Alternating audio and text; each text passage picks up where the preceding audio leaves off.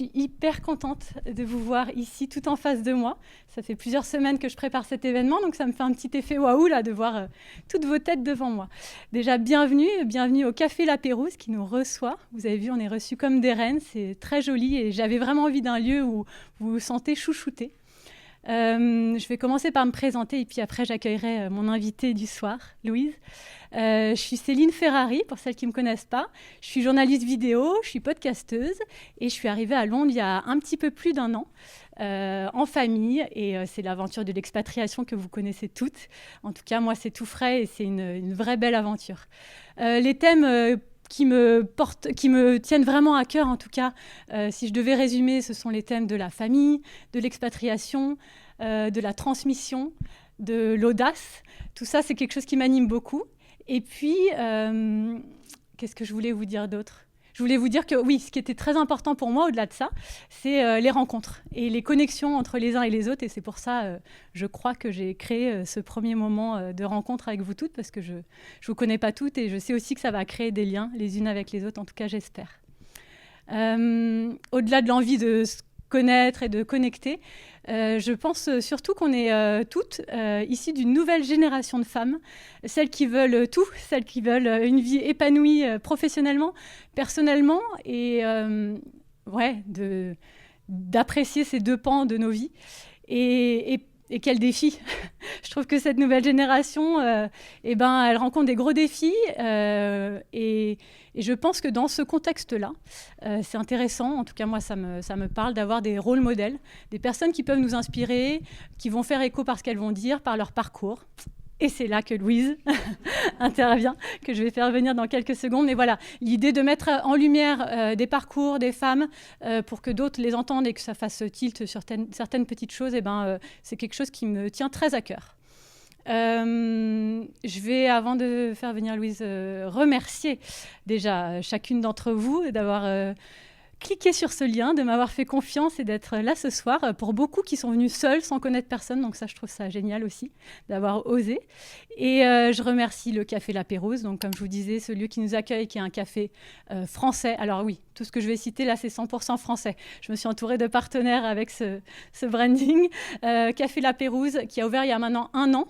J'ai eu l'occasion d'y dîner en équipe à Noël avec French Morning London, pour qui je travaille. On s'est régalé et j'ai découvert ce salon et là j'ai dit « Ah, il y a quelque chose à faire !»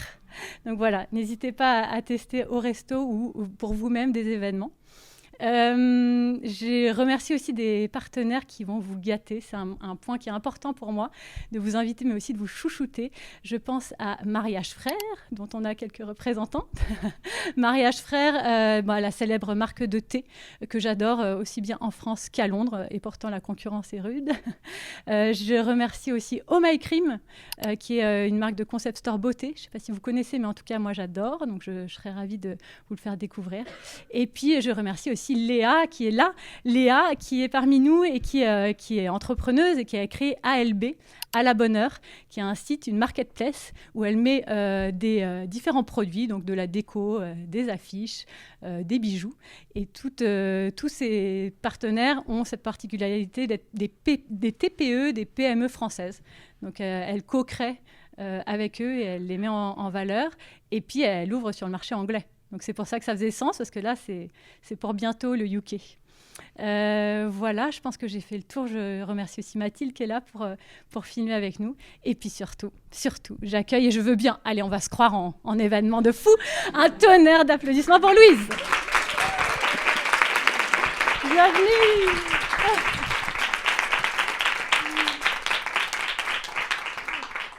J'ai remercié tous mes partenaires, mais je te remercie surtout toi. Parce Merci à toi, Céline. Voilà, je suis très heureuse de te mettre à l'honneur. On s'est rencontrés il y a quelques mois seulement. Et j'ai trouvé qu'il y avait de quoi faire pour un bel épisode ensemble. Je te remercie de te livrer ce soir à nous toutes, parce que c'est quand même pas rien d'être face à une assemblée. Quand j'ai pensé à Louise pour cette interview, on a bien sûr échangé et il y a plusieurs thèmes qui sont ressortis forts et sur lesquels je vais me baser ce soir. Il y a à la fois le leadership au féminin, parce que Louise travaille chez Goldman Sachs depuis plus de 10 ans, donc il y a vraiment de quoi dire là-dessus. il y a tout le pan de la maternité qui nous relie pour beaucoup, nous ici, qui est un champ très vaste, qui nous change, qui nous chamboule dans nos cœurs, dans nos corps, il y a vraiment de quoi dire. Et puis ensuite, il y a le pan d'Instagram, du succès de Petites phrases à leur dire, le compte Instagram qu'a créé Louise, dont on va parler plus en détail. Et avec ce fil rouge, avec ces 3 thèmes, j'ai pensé comme fil rouge le thème de la vie alignée. C'est vraiment cette idée qu'on peut ne pas être que entrepreneur ou que corporate, que en fait, c'est à nous aussi d'imaginer ce qui nous tient à cœur et comment on veut construire notre vie professionnelle, personnelle. Et que finalement, on peut finalement sortir de ce paradigme d'une seule identité, qu'on peut être pluriel, j'en suis sûre, moi aussi. Et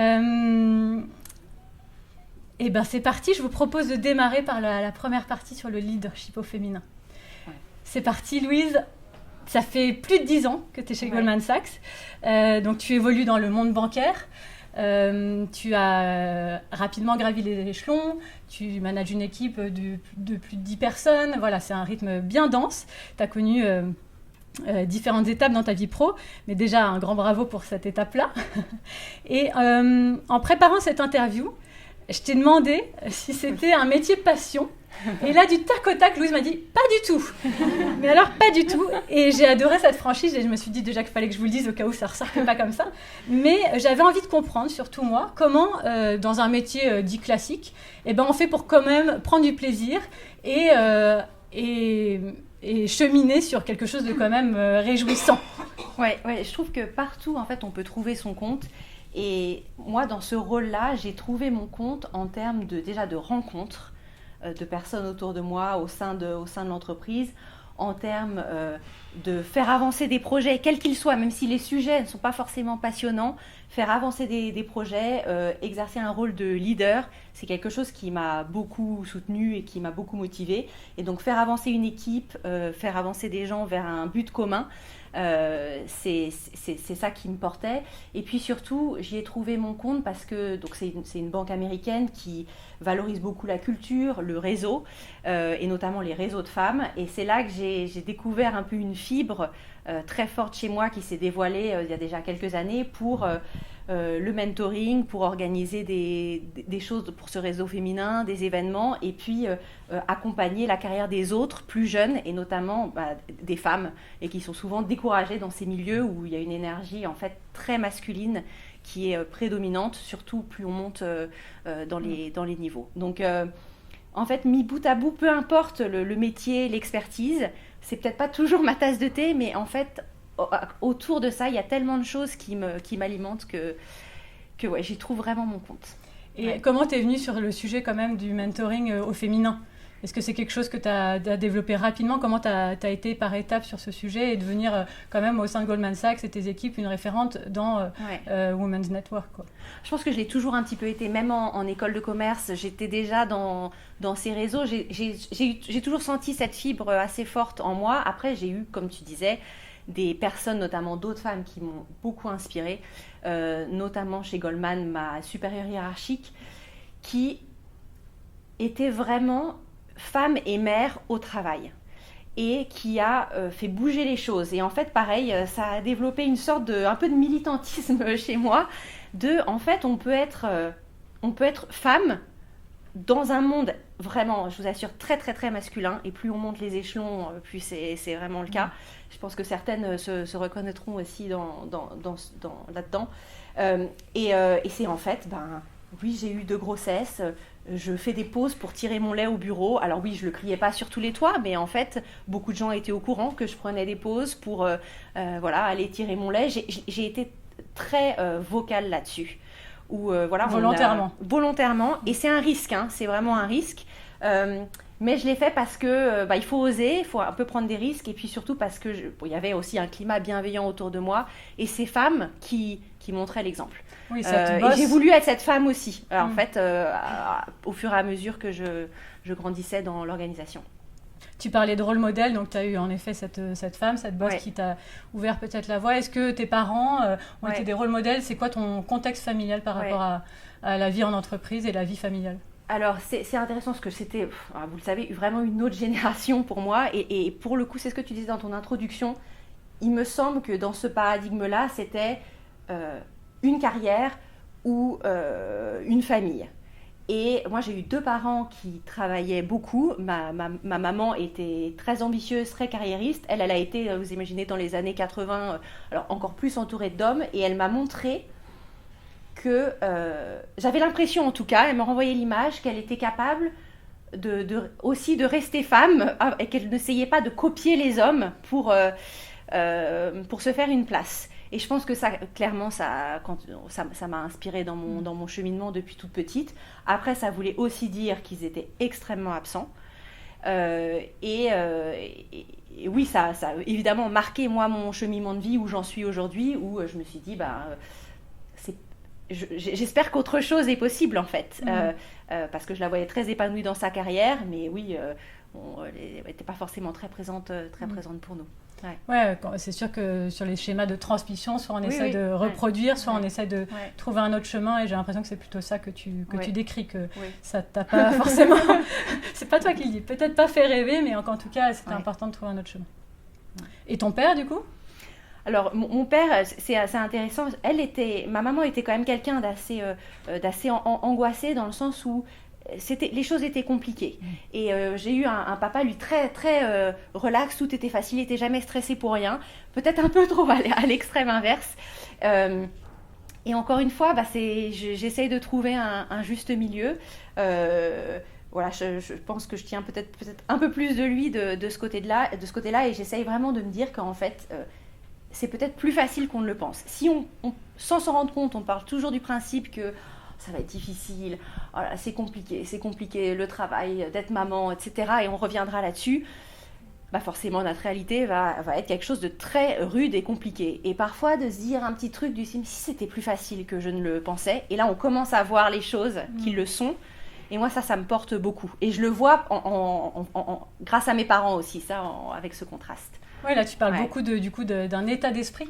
Et cette petite phrase, et si c'était facile, c'est quelque chose qui te porte et qui t'amène. Quand on sait qu'on court partout, que c'est dur. Ouais. Mais, et si c'était facile ?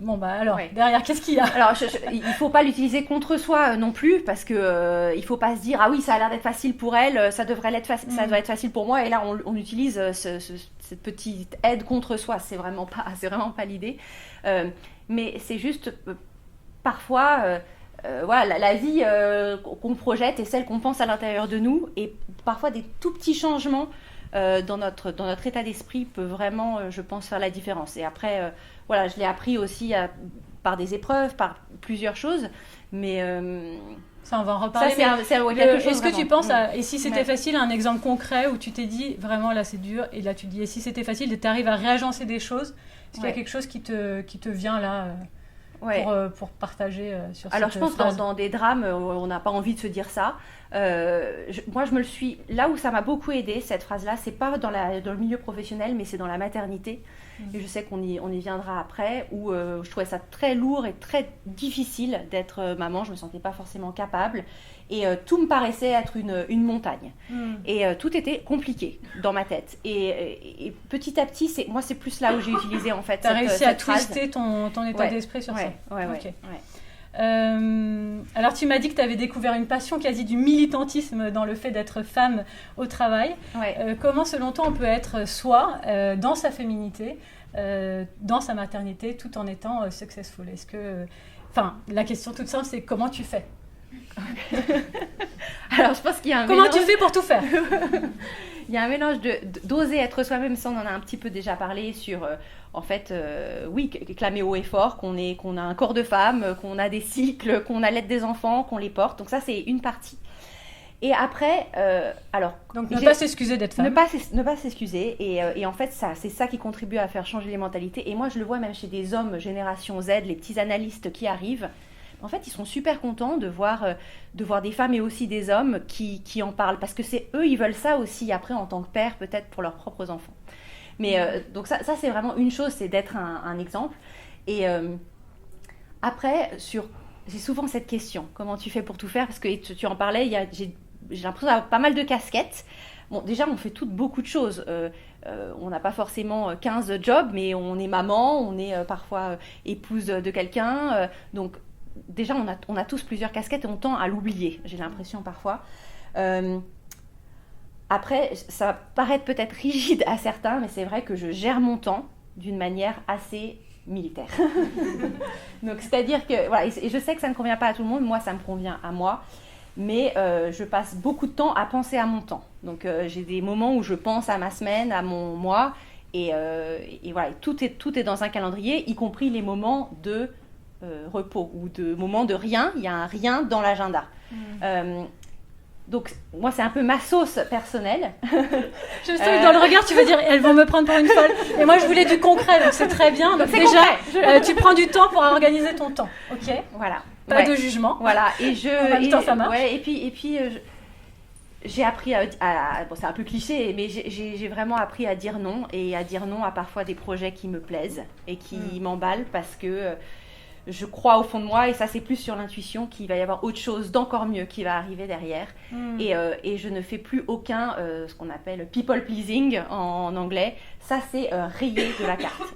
Et donc, quand j'ai pas envie de faire quelque chose, je ne le fais pas et je ne m'en excuse pas. Alors au travail évidemment, on est d'accord. Voilà. I'm not a people pleaser. Mais en fait, vous seriez surprise, moi je le vois dans mon équipe, les femmes autour de moi, c'est encore beaucoup que personne ne se sente visé, mais des yes girls, où dès qu'on leur demande quelque chose, elles réfléchissent même pas, et elles veulent faire la bonne élève, A++ parfait. Moi je fais du B- work. Voilà.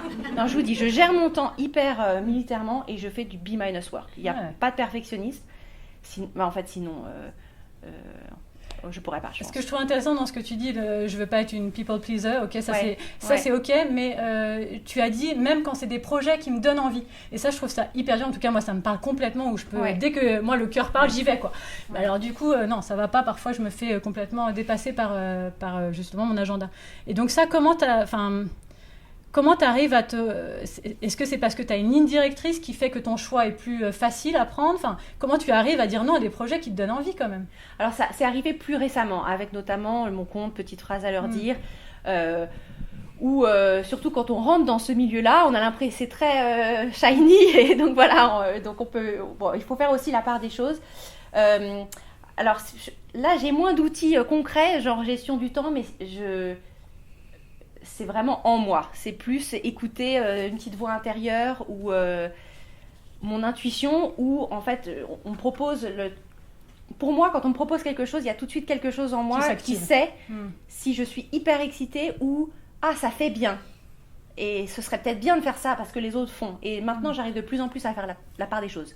Et est-ce que c'est un muscle qui se travaille quand même, ou est-ce que... Oui.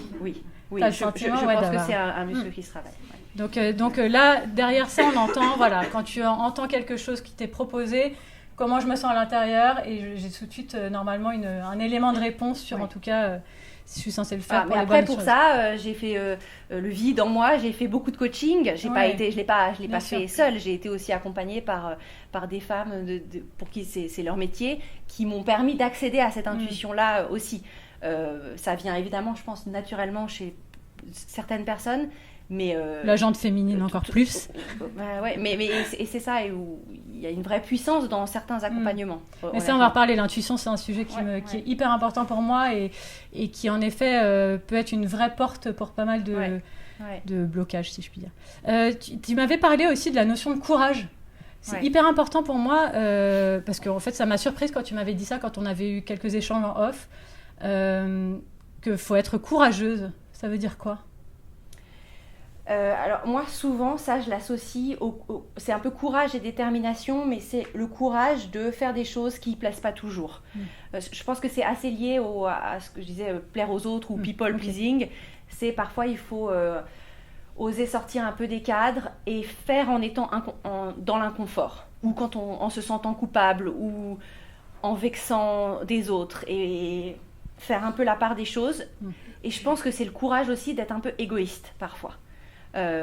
Surtout en tant que femme, on ne l'est pas du tout assez. Et j'associe un peu, si ça fait sens, c'est un peu ces notions.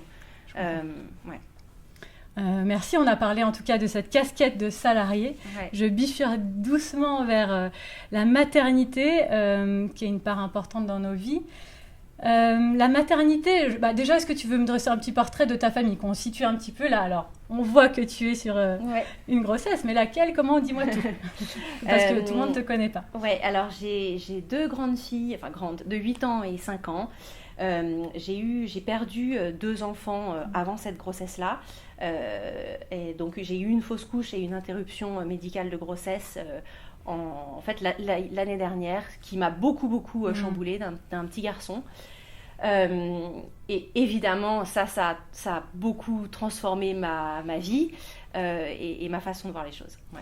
Et on savait qu'on en parlerait, je l'avais même annoncé qu'on évoquerait ces sujets, parce que je trouve que tu as une façon d'en parler et une façon justement de ne pas le rendre tabou, de pouvoir l'exposer sans en faire des caisses, mais l'intégrer en tout cas dans ton univers de maternité. Ça fait partie intégrante de toi.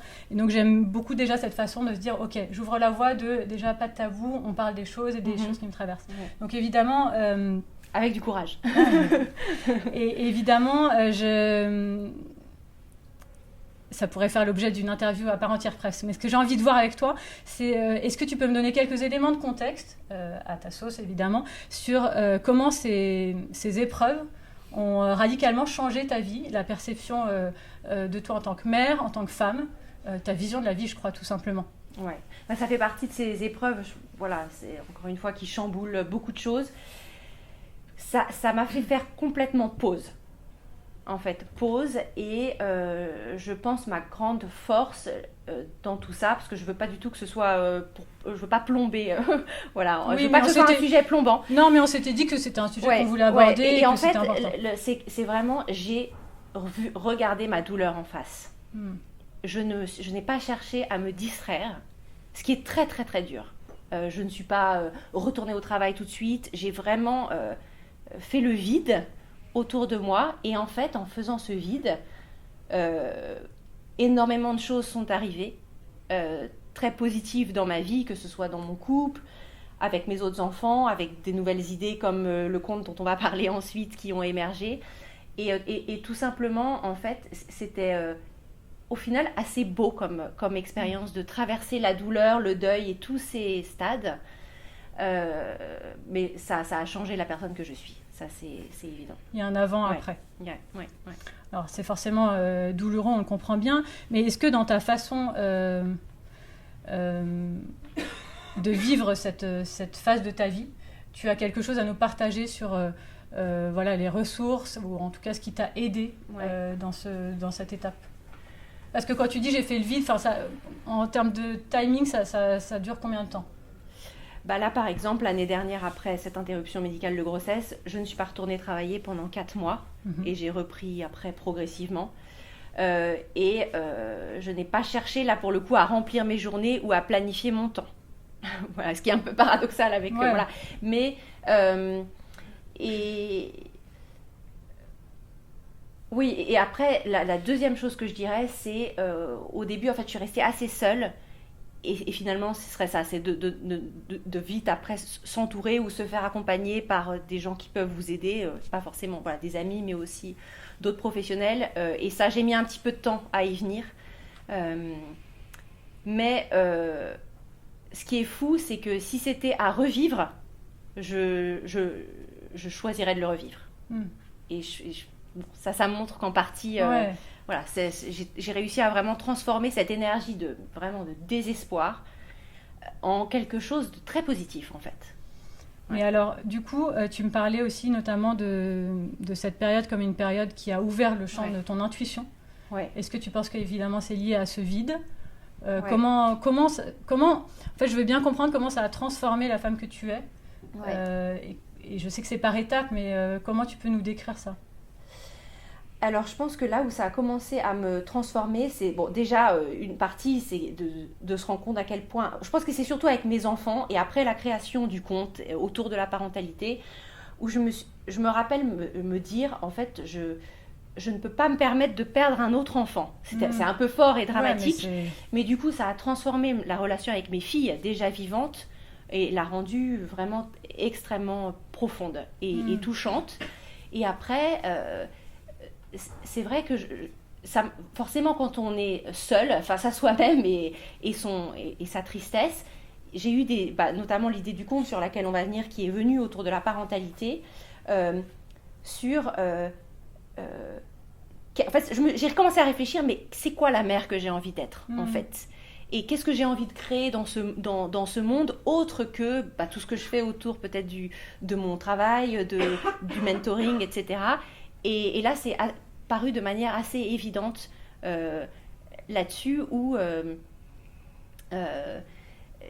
il y a peut-être quelque chose à transmettre qui vient du fond de moi, quoi, de moi-même. Ouais. Ouais. Et aussi, évidemment, la prise de conscience que la vie est précieuse. Ouais. Et que du coup, tu as envie de faire différemment, peut-être. Ça permet de mettre sur pause et de se dire, OK, est-ce que ça me va dans l'état, la relation notamment avec mes enfants, la façon dont je mène ma vie. Mais alors, est-ce qu'on est obligé de... C'est un peu... J'ai ma réponse, mais on est obligé de vivre des épreuves pour pouvoir un peu, justement, ne pas passer à côté de sa vie. Je l'espère pas. C'est vrai que très... Honnêtement, pour être réaliste, c'est souvent le cas. C'est souvent le cas. Donc, s'il y a peut-être une chose, c'est écouter.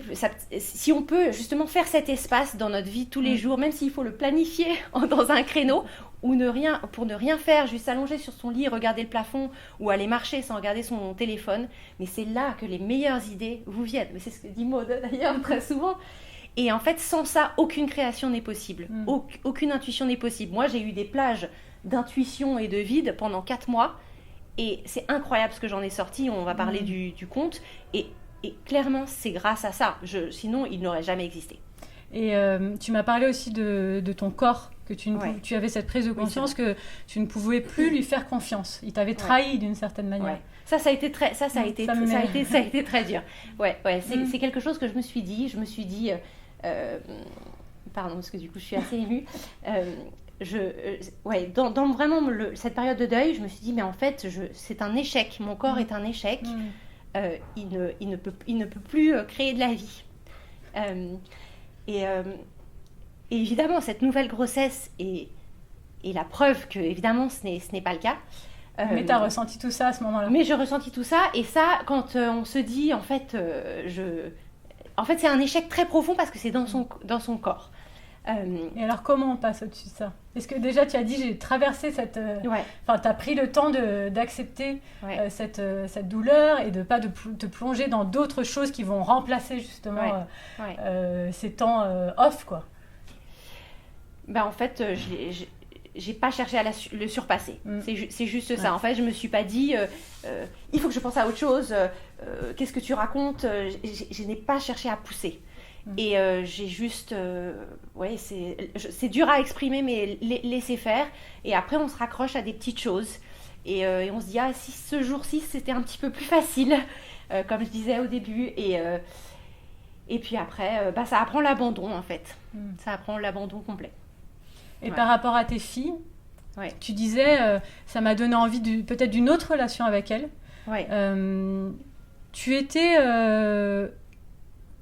Enfin, j'imagine que non, du coup, mais peut-être tu t'en rendais pas compte. Tu étais heureuse de ta relation mère-fille, de la relation avec tes enfants, ou tu étais en pilote automatique J'étais un peu en pilote automatique, notamment après, mais ça a été compliqué, effectivement, de devenir mère. Pour moi, c'était très...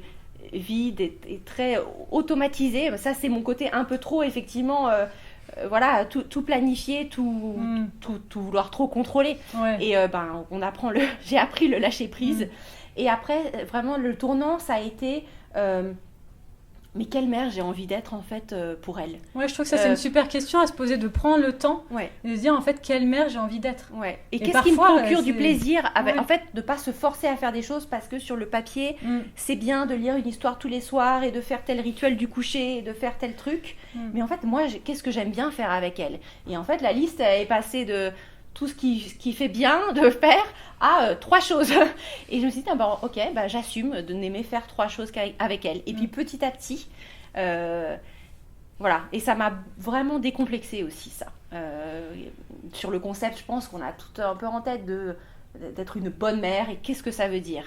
Et en fait, je me suis dit, c'est moi qui vais dire ce que ça veut dire. Voilà. Est-ce que tu peux me parler justement de l'intuition qui s'est vraiment développée dans ce champ de vide et comment t'as transformé toute cette phase de ta vie en énergie créatrice? Et d'ailleurs, on va finis ton verre tranquillement quand même. Non, mais... on n'a plus rien. Tu veux que je parle de la création du conte? Comment ça a émergé? Non, c'est un peu tôt. Ah bon, attendez, pardon. Est-ce que j'avais autre chose sur ça?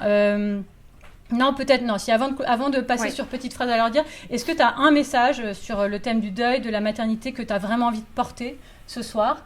C'est pas des sujets dont on parle souvent, encore moins en public. Est-ce qu'il y a un message que tu as envie de porter sur ces thèmes? Ce serait vraiment c'est un peu ce que je viens de dire autour de il n'y a pas de bonne ou de mauvaise façon de faire, quoi. Et je pense que il y a une partie où oui, on peut vraiment accompagner les parents, notamment quand on est un peu désemparé.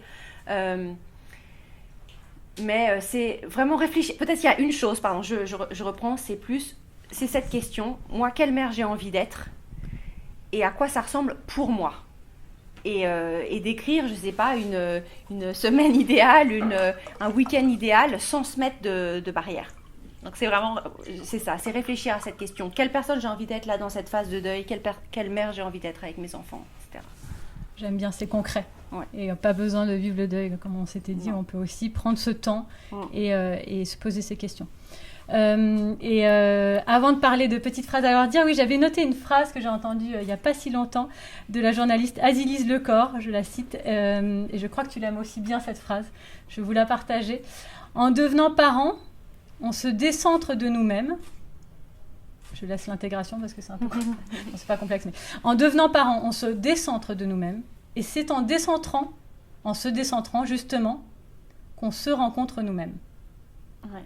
Moi, je la trouve hyper forte cette phrase parce que je pense que, enfin moi en tout cas, elle me parle et j'avais envie de savoir qui tu as rencontré toi, Louise, en devenant maman. Je vais me remettre à pleurer. Alors, je pense que ça nous émeut parce qu'en fait, on le traverse tout en devenant mère, cette question. Honnêtement, je pense que j'ai vraiment rencontré mes vulnérabilités, mes peurs, moi quand j'étais enfant, je crois, et peut-être aussi, ça me vient un peu là, mon mari différemment aussi, dans un sens plus transformateur. Et c'est surtout que je ne me suis pas laissée enfermer par ces vulnérabilités, ces changements. Et ça, j'en suis assez fière d'avoir réussi à transformer ça. Ouais. Je vous invite, celles qui nous écoutent là et en podcast, à vous poser cette question. Je trouve qu'elle est assez forte en tout cas. Et on pourra en parler autour d'un verre. Maintenant, je t'amène sur le sujet du petite phrase à leur dire. Donc, je ne sais pas parmi vous qui connaît déjà le conte, mais moi, je l'ai découvert vraiment à ses tout débuts. Et c'est simple, du début à aujourd'hui, tu es passé de 0 à 40 000 abonnés, donc ça c'est déjà incroyable, moi ça me paraît complètement fou, et en même temps on va comprendre que c'est pas si fou que ça, qu'il y a plein de choses qui ont été mises en place derrière pour l'expliquer. Et donc petite phrase à leur dire, deux mots quand même, peut-être présente-le pour ceux qui connaissent pas, ou comment toi tu le présentes avec tes mots, ce compte Instagram. C'est un compte qui inspire les parents dans leur rôle. Et qui leur donne des petites choses, des petites phrases, ça s'appelle petites phrases à leur dire pour cette raison, des petites phrases à dire à leurs enfants pour les aider à grandir confiants, à grandir heureux et à apaiser les tensions dans une famille. Et donc c'est plusieurs fois par semaine des petites vidéos, souvent c'est un thème par semaine sur des choses qui nous tracasse toutes parfois avec nos enfants. Et d'ailleurs, j'ai pas mal de papas, 15% de papas qui me suivent, donc c'est pas mal sur un compte parentalité. Donc voilà, c'est très concret, c'est une posture de parents et des petites phrases, et ça vient de, encore une fois, moi, comment est-ce que je veux m'adresser à mes enfants, peut-être différemment de la manière dont mes parents se sont adressés à moi ou ne s'adressaient pas à moi quand ils étaient absents. Donc là, on a compris le concept de petite phrase à leur dire. Est-ce que tu peux nous expliquer peut-être la genèse de ce projet? On a compris que il a émergé à un moment de deuil, à un moment de profonde tristesse. Comment tu as sorti petite phrase à leur dire du chapeau? Alors, mon intuition m'a apporté cette idée. Ça, je me rappellerai toujours. Je dormais et je me suis réveillée. Ça paraît un peu ridicule, mais je me suis dit, je vais créer un compte qui s'appelle Petite phrase à leur dire et ça va être ça. Ok, donc vraiment, ça c'est l'illumination. Bon, là c'est un peu c'est un peu l'illumination. Mais ça c'est parce que j'avais fait beaucoup le vide. Ok. Et en fait, j'ai été portée par un élan, je ne sais pas comment l'expliquer, en fait, je pense que toute cette énergie de deuil, de désespoir qui était en moi, tout d'un coup, ça s'est cristallisé là-dessus et je l'ai projeté sur autre chose. Parce que aussi cette partie-là avait été digérée et là, elle était prête à être transformée. Et en fait, j'ai commencé en fait, très détachée. À la fois détachée et déterminée. Et je pense que ça, c'était le bon mix. Dosage. J'étais détachée parce que j'en attendais rien du tout. J'étais déterminée parce que je savais aussi que ça avait beaucoup de valeur, ce que je disais. Et je cherchais à mettre beaucoup de valeur dans ce que je disais, dans chaque petite phrase. Et je me disais, est-ce que quelqu'un me paierait 50 centimes pour avoir cette petite phrase? Voilà. Non, mais c'est tout bête. et en fait, quand je disais, oh non, ça non, du coup, je la donnais pas. Et petit à petit, en fait, ça m'a aussi... il y avait beaucoup de joie, en fait, et beaucoup d'amusement, vous voyez, dans ma voix là-dessus. Et en fait, de fil en aiguille, j'étais déterminée parce qu'aussi, je m'y tenais. C'est-à-dire que tous les jours, quasiment, je postais quelque chose, n'importe quoi. J'avais pas peur de montrer ma tête, même si c'était pas parfait. J'avais pas peur d'être jugée. Très peu, vraiment très peu. Et en fait, après, au bout d'un moment, c'est vrai que ça a pris assez rapidement, au bout de 3 mois. Et... il y a eu 3 mois de contenu très assidu, en tout cas. Rythmé, sans vraiment d'évolution sur ces 3 mois. C'est d'un coup, ça a explosé. Donc, comment tu l'expliques? Est-ce que c'est vraiment le travail qui a payé? Enfin, à quoi tu tiens ce succès d'après toi? Je pense vraiment que c'est mon état d'esprit qui l'explique plus qu'aucune technique marketing possible. Alors oui, j'avais les bases de comment fonctionne Instagram, j'ai suivi un programme, ça m'intéressait de le suivre sur le marketing digital, la communication en ligne, comment s'adresser à une audience et cibler la personne. Il y a plein de trucs et astuces que j'ai quand même appris, mais après derrière, j'étais pas accrochée en fait aux résultats. Je faisais en appliquant bien, j'ai fait la bonne élève, j'ai appliqué, mais je le lâchais en fait. Et en fait, au bout d'un moment, non, clairement au bout de 3 mois, l'algorithme comprend ou pas à qui vous vous adressez, il vous met devant les bonnes personnes, si ça leur plaît, ça monte, ça explose d'un coup. Et une fois qu'on est à ces paliers-là, après, ça effectivement, marche tout seul, tous les vidéos par la suite, évidemment, sont propulsées. Voilà, il y a le fait aussi que je le monétise pas. Il y a beaucoup de valeur et j'en étais assez détachée parce qu'évidemment, c'était pas mon activité principale. Et je comprends qu'on n'arrive pas forcément dans le même état d'esprit quand on le fait, quand c'est notre gagne-pain. Enfin, évidemment. Et donc, ce qu'on retient sur cette partie, c'est à la fois une forme de discipline sur le contenu, mais une forme de détachement sur le résultat et une grande valeur par rapport à ce que tu proposes. Est-ce qu'on l'achèterait pour 50 centimes ou pas? Enfin, le côté, ça a de la valeur, quoi. Face à mon audience. Qu'est-ce que je vais inspirer chez les autres et alors, voilà, on a discuté à la fois de ta casquette pro, de cette casquette de petites phrases à leur dire. Ça montre vraiment qu'on n'est pas obligé de s'enfermer dans une case. On peut ne pas être 100% salarié, 100% entrepreneuse. Et en même temps, j'y réfléchissais, je pense que tu as un atout parce que tu as ta casquette de Louise Goldman Sachs en anglais. Et puis, petite phrase à leur dire, sur le marché français, tu vois, il y a un côté très... ça se mélange pas, t'as pas forcément besoin de parler de ça à tes équipes. C'est assez... Enfin, il y a un côté où le fait de la langue, je pense que ça peut aussi pas mal te dédouaner de faire 2 choses en même temps. Mais tu vois, pourquoi vouloir se dédouaner de faire 2 choses en même temps? Merci. On sait ce qu'il faut. Et en fait, c'est ça. Non, mais honnêtement, j'ai été la première et ça fait des années que je suis sur plusieurs plans et je me pose moi-même des questions. C'est pas très confortable de se sentir avoir un peu, pas 2 identités, mais bon, presque. C'est pas confortable du tout. Mais encore une fois, j'ai assez confiance que quelque chose en sortira. Je cherche pas à faire un plan à 5 ans ou 3, 5, 10 ans. Oui, quand on te demande c'est quoi ton objectif et ton but avec ce compte, tu as envie de me dire... Je me laisse porter. Ouais, et en fait, c'est comme ça que j'ai les plus incroyables des opportunités. Ouais. Et en parlant d'opportunités, il y en a une qui arrive. Tu nous fais un petit reveal là, en avant-première sur Petite phrase à leur dire. Ouais. Et donc ça, c'est pas public, donc... mais bon, c'est très écouté mon podcast, excuse-moi, mais... Non, j'en ai pas trop parlé, pardon, je n'ai pas trop parlé. Mais je suis très heureuse de le partager ici. Effectivement, une éditrice m'a contactée pour écrire un livre. Ça vaut un petit clap, ça. Et je pense que j'ai refusé des opportunités et que grâce à ça, cette incroyable opportunité est arrivée. Donc un livre à paraître de Louise Cardon l'année prochaine. Ouais. Incroyable, franchement. Donc là, tu planches dessus déjà. Donc ce sera mon congé maternité, écrire un livre. La fille ne se pose pas. Sauf dans son agenda, il y a quand même écrit pause. Est-ce que je voulais dire autre chose ? Ah oui, c'était ça, je voulais te faire réagir sur ça, et on peut être hybride.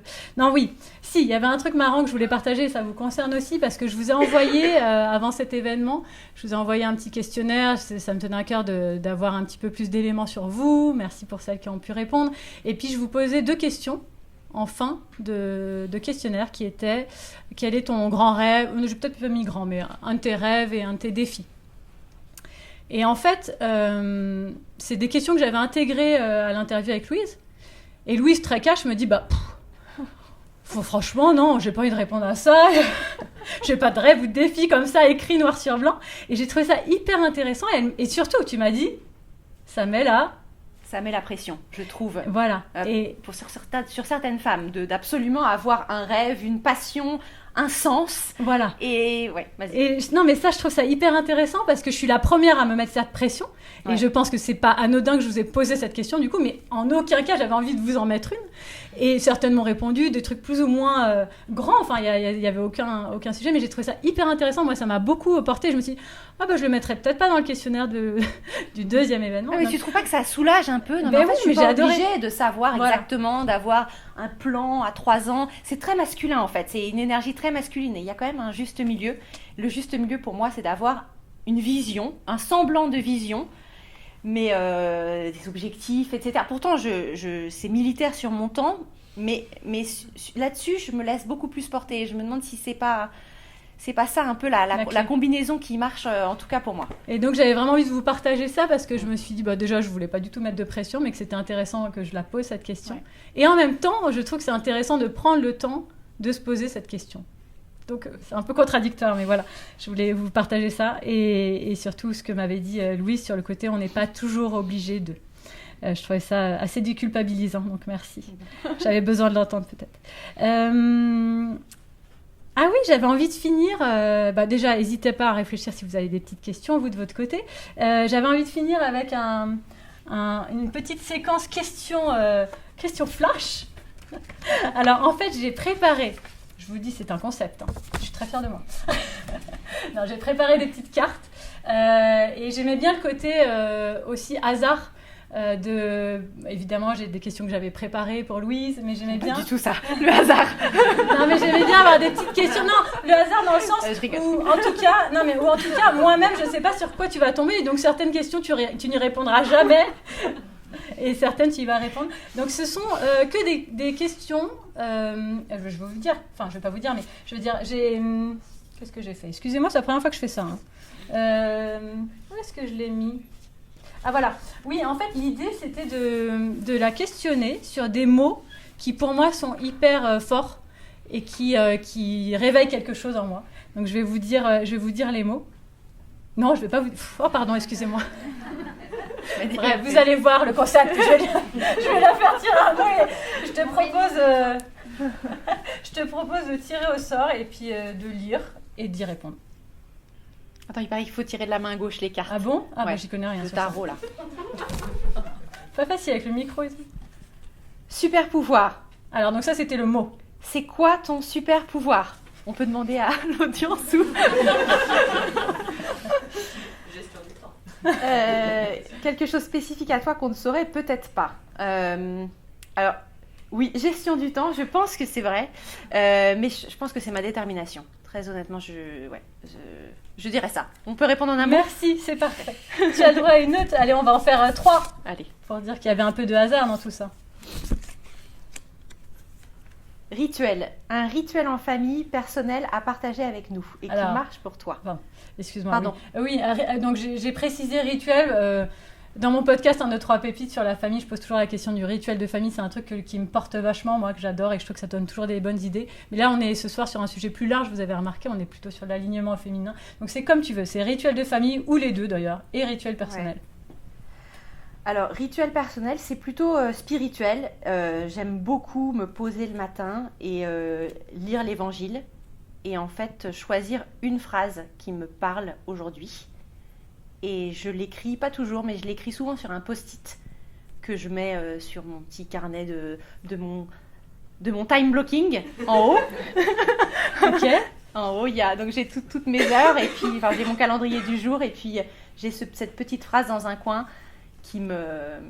Et donc c'est une phrase au sein de l'évangile du jour. Ouais. Mais que tu choisis, tu ne peux faire pas au pif. Je la choisis et c'est très fort parce que c'est souvent très parlant. La phrase qu'on choisit, ça nous porte pour la journée. Ok, intéressant. Je ne savais pas. Et la dernière. Et les autres seront dans les oubliettes. La joie. Qu'est-ce qui te procure de la joie? Comment tu la trouves et tu la diffuses? C'est une super question, ça.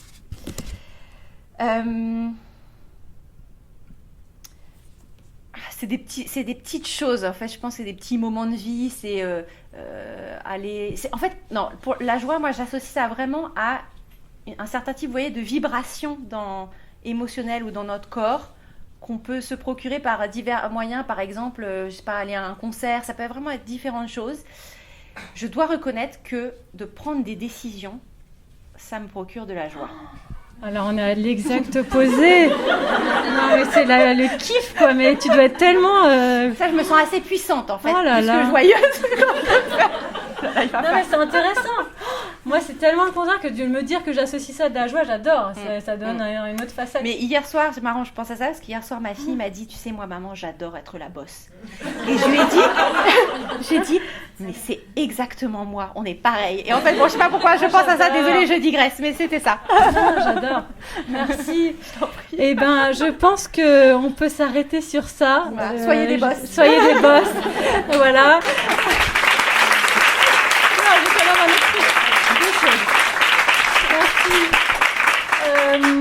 Merci pour ce clap qui n'était pas réclamé, j'adore. Si quand même, le mot de la fin, le wrap-up. S'il y a une chose qu'on doit retenir en sortant de cette pièce, un message que tu veux marteler, nous dire, avec quoi on repart, même si chacune repartira évidemment déjà avec des petites choses, j'en suis sûre. Ouais. Alors c'est quelque chose que je t'ai déjà dit, je crois. Ah oui, non, mais c'est pas pour moi. Mais c'est de se dire, et surtout je trouve chez les femmes, que on prend toujours une bonne décision. On prend toujours la bonne décision à un moment donné, avec les infos qu'on a, à telle période de notre vie. Et ça, c'est peut-être... c'est tellement important pour moi. Je trouve que en ayant peur du doute, enfin le doute ou peur de regretter, c'est le pire poison pour avancer et se sentir sûr de soi, justement puissante pour faire le lien avec ce qu'on vient de dire. Et moi, cette petite phrase, je me la répète souvent parce que j'ai eu aussi des choix difficiles, notamment autour du deuil à faire. Je prends toujours la bonne décision. Et ça, je trouve que ça donne énormément de puissance. Donc, je voulais partager ça avec vous ce soir. Donc, ce soir, en se couchant sur notre petit oreiller, je prends toujours les bonnes décisions. Si ça vous va, de penser à nous. Merci beaucoup pour votre écoute. Merci beaucoup, Louise. On va ouvrir la session de questions-réponses et je vous propose de faire comme ça. Et puis, je reprendrai pour clôturer. Alors, vous m'en avez écrit quelques-unes. Donc, j'en ai sous le coude qui m'ont été remises dans le questionnaire. Mais est-ce qu'il y en a qui veulent poser une question par rapport à ce qui a été dit ce soir? Une envie, manifestez-vous. Une question dans le public qui est: quelle est ta vision, Louise? Alors, je sèche un peu. Très honnêtement, je sèche un peu. J'ai une vision de ma famille, de la mère que je veux être à nouveau. Et ça, c'est des images et c'est très ancré en moi. Je crois que j'ai aussi... En fait, pour te répondre, c'est plus des images. Je ne sais pas si ça parle. C'est pas forcément quelque chose d'écrit ou de... Comme on dit là, vous savez, les smart goals, la measurable, etc. C'est pas du tout ça. Et en fait, c'est des images de moi ou de la future moi. Qui viennent un peu par flash et qui sont qui me tirent beaucoup vers l'avant. C'est très féminin en fait comme énergie. Et alors c'est quoi le flash, j'imagine le flashcard là, c'est quoi du coup par exemple, qu'on puisse être un peu avec toi? Ah bah sur petite phrase, à leur dire je rêve vraiment en grand. C'est-à-dire qu'en termes de... Et je pense qu'il ne faut pas que je me mette de barrières, sans rien en attendre non plus trop en retour, mais... Voilà, quand je vois qu'on me propose un livre au bout de 6 mois, je me dis mais what's next? Et ça, c'est hyper excitant. Et donc, je sais pas, je me vois devant des audiences, effectivement, vendre un livre, atteindre un nombre de followers qui continue de toucher plus de monde. Donc, c'est pas forcément atteindre 100 000 followers d'ici décembre, etc. Mais là, pour le coup, c'est vraiment un élan, quelque chose qui est plus diffus. Bon, c'est pas hyper concret, mais tu vois ce que je veux dire. Non, mais c'est rassurant aussi. C'est top, merci beaucoup. Ouais, je t'en prie. À côté, il y avait une autre question. Je relais la question tout à l'heure. Tu as parlé d'une petite liste qui était importante pour toi avec tes filles. Est-ce que tu peux les partager? Je partage. Donc, j'adore faire les devoirs avec elles. Pas de jugement. Non, ça j'adore. Parce que tu es beaucoup dans la transmission et la pédagogie. Je n'aime pas, par exemple, je n'aime pas du tout jouer à des jeux de société. Je n'aime pas du tout, ça m'ennuie, je me force, voilà. Donc faire des jeux, ça, vraiment, je déteste. Les devoirs, j'aime beaucoup. Ne rigolez pas. J'aime beaucoup, bon ça c'est le truc un petit peu mignon, mais il y a deux choses, c'est un peu plus avec mes filles, mais un peu plus filles, j'aime beaucoup m'allonger à côté d'elles quand elles se couchent, enfin il y a un petit moment au coucher où on discute et où il y a vraiment cette tendresse physique. Ça c'est un super moment pour moi, même si tout le monde vous dit surtout ne vous allongez pas avec votre enfant, dépendance à l'adormissement, etc. Mais ça j'adore faire ça, c'est mon petit, voilà, et de faire la sieste avec elle aussi j'adore. En fait, il y a quelque chose sur la transmission, en fait. Sur les devoirs, c'est un peu plus large, c'est-à-dire c'est leur faire découvrir, je sais pas, des œuvres d'art, aller au musée, leur faire découvrir de nouvelles choses, lire des chapitres avec elles. Voilà, c'est autour de la transmission et de la tendresse, je dirais, ou les coiffer le matin, des petites choses comme ça, douces, des moments doux de la journée. Et ça, c'est sûr que cette liste de 2-3 points, elle sera différente selon les femmes. Et c'est bien de se poser la question, c'est quoi qui me plaît moi? Puis peut-être de leur poser la question à elles aussi. Puis d'avoir un petit échange autour de quel est le point de convergence pour toujours dans cette idée de créer le lien. Ça me parle. Est-ce qu'il y a une autre question parmi vous toutes? La question concerne le B- dont tu parlais, donc de ne pas viser la perfection. Et je suis carrément d'accord, c'est pas facile de du coup jongler avec la culpabilité et accepter de ne pas être parfaite. Enfin, en tout cas, de ne pas donner le meilleur de soi-même. C'est peut-être plutôt ça, même. C'est pas facile. Alors, pour le coup, sur ça, je suis hyper catégorique. Sur la culpabilité, c'est une émotion complètement inutile. Non, et en fait, non, mais c'est un peu dur, mais c'est-à-dire que c'est comme l'inquiétude. Ça ne produit rien de bon. En fait, ça ne nous aide pas du tout à avancer. Donc, en fait, moi, je suis assez radicale là-dessus. Et c'est pour ça que tu le vois, je suis assez... Et ben, en fait, quand je me sens coupable, je me dis non. Je me le dis à l'intérieur de moi, je me dis non, en fait, non, ça sert c'est pas utile, là, Louise, ce que tu es en train de te dire ou de ressentir. Et je sais aussi pourquoi je le fais, tu vois, parce que je l'ai choisi, j'assume de faire du... Enfin, faut d'abord savoir un peu son pourquoi, mais j'assume dans mon équilibre. Moi, maintenant, à partir d'aujourd'hui, je décide de faire du B-work, et il y a la culpabilité qui va arriver tout le temps, de temps en temps, et à chaque fois qu'elle arrive, je dis non, mais toi, non, c'est pas utile. Et je trouve c'est pareil sur la culpabilité à ne pas être avec nos enfants à tel moment, pas être au spectacle XYZ. Moi, je décide à l'avance, je vais aller au spectacle de Noël et à une sortie dans l'année. Et c'est tout ce que je ferai. Et oui, je ne serai pas là sur beaucoup d'autres choses.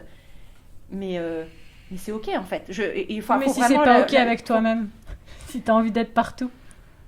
Alors ça, effectivement, il faut faire le tri. Il faut faire le tri. Il faut dire non parfois. Et souvent, honnêtement, si on se pose vraiment la question au fond de soi, il y a des choses qu'on fait où on n'est pas complètement aligné ou je pense qu'on n'a pas tout à fait envie de faire et qu'on fait par conformisme ou par culpabilité. Et c'est intéressant. Je trouve dans notre génération, je digresse un peu, mais c'est quelque chose que j'ai appris récemment et qui m'a fascinée. C'est l'échelle de la motivation. Donc il y a la motivation extrinsèque jusqu'à la motivation intrinsèque qui est beaucoup plus puissante. Et la motivation extrinsèque, au plus bas de l'échelle, il y a on le fait par peur ou pour une carotte.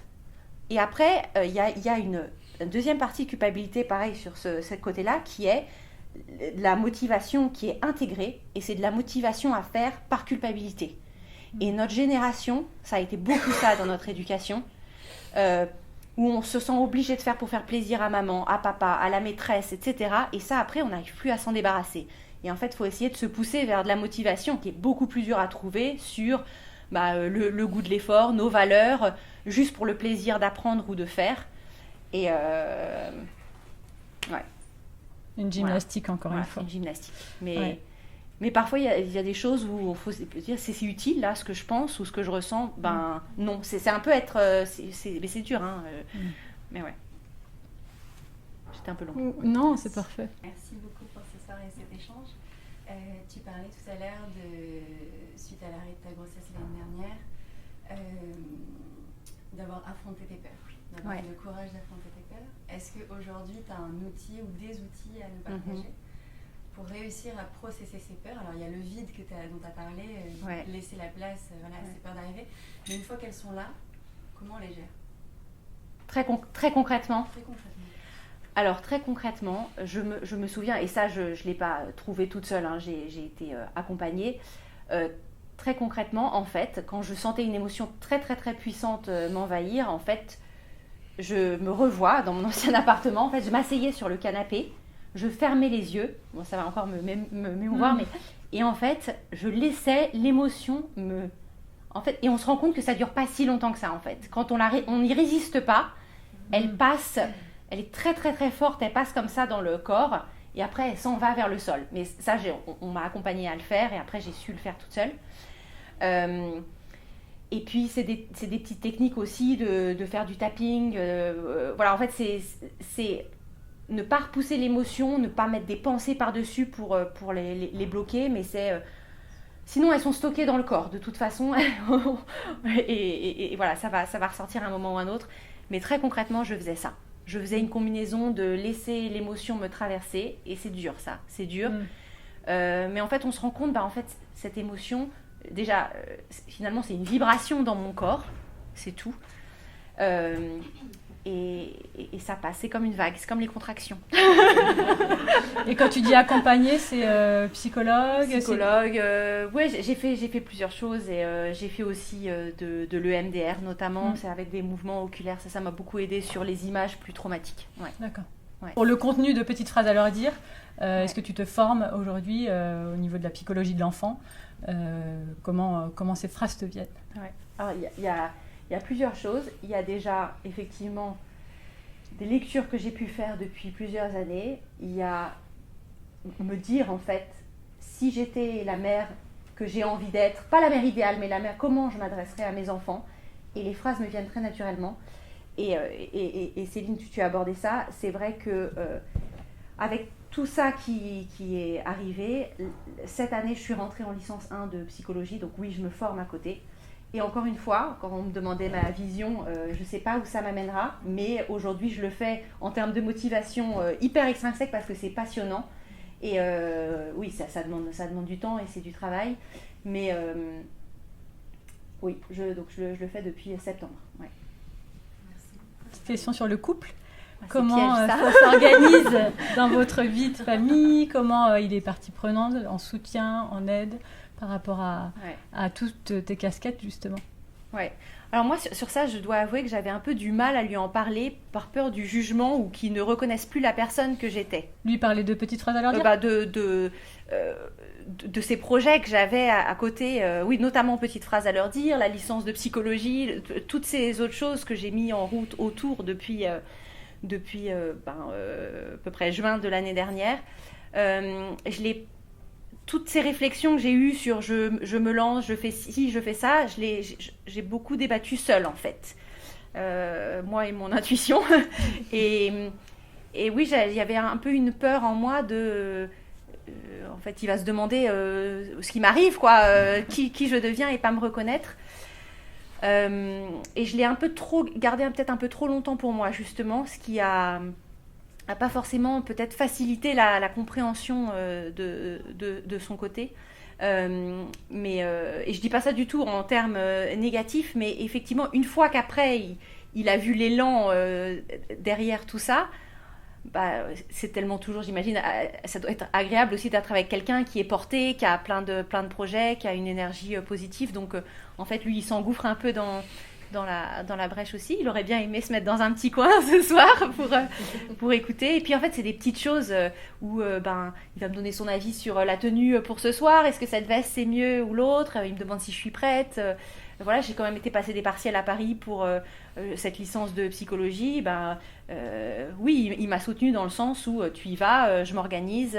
Voilà, ça impacte notre vie, évidemment, et la sienne aussi. Mais donc, en fait, c'est pas forcément dans ses paroles, mais c'est dans ses actes qui me montrent son soutien. Ouais, j'espère que ça répond à cette question. Génial. Je pense qu'on va s'arrêter là.